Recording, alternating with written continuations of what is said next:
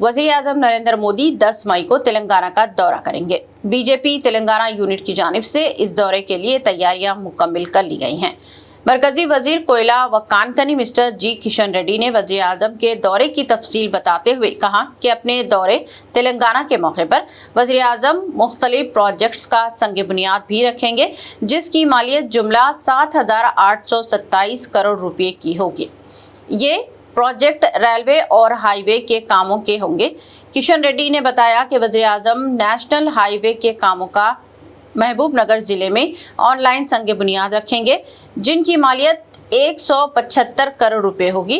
इसके अलावा वो पेट्रोल, डीजल, हवाबाजी, फ्यूल वगैरह के पेट्रोलियम प्रोडक्ट्स हब का भी इफ्तिताह अंजाम देंगे, जो 611 करोड़ रुपये मालियती का होगा। उन्होंने बताया कि वज़ीर आज़म नरेंद्र मोदी 2 रेलवे स्टेशनों को कौम के नाम मानून करेंगे और 4 रेलवे प्रोजेक्ट्स का संग बुनियाद रखेंगे।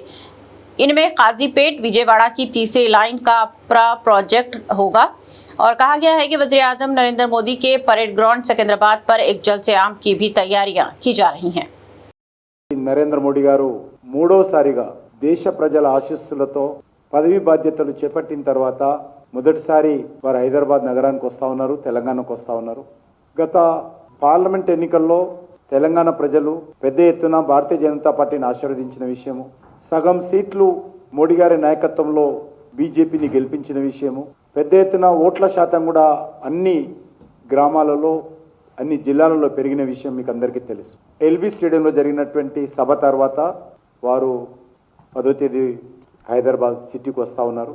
పార్లమెంట్ ఎన్నికలు కాగానే భారతీయ జనతా పార్టీ సభ్యత్వ సేకరణ జరగడము, పెద్ద ఎత్తున సుమారు 40 లక్షల మంది సభ్యత్వం తెలంగాణలో పెరగడము, ఆ తర్వాత పోలింగ్ బూత్ స్థాయి పార్టీ కమిటీలు, ఆ తర్వాత క్రియాశీలక సభ్యత్వము, మండల కమిటీలు, జిల్లా కమిటీలు, రాష్ట్ర కమిటీ ఏర్పాటు చేయడము, ఈ మధ్యలోనే పట్టభద్రుల నియోజకవర్గానికి సంబంధించినటువంటి ఎన్నికలు జరగడము, అందులో ఒక టీచర్ స్థానము, ఒక గ్రాడ్యుయేట్ స్థానము భారతీయ జనతా పార్టీ కొత్తగా ఉత్తర తెలంగాణకు సంబంధించి గెలుపొందిన విషయం కూడా మీకు అందరికీ తెలుసు.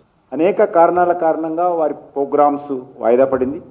10th నాడు వచ్చిన తర్వాత 7,823 కోట్లు 7,823 క్రోర్స్ సంబంధించినటువంటి అభివృద్ధి కార్యక్రమాలకు ప్రారంభోత్సవం చేయడం, కొన్ని తెలంగాణ ప్రజలకు డెడికేట్ చేయడం, 2 రకాలుగా ఈ కార్యక్రమాలు ఉన్నాయి.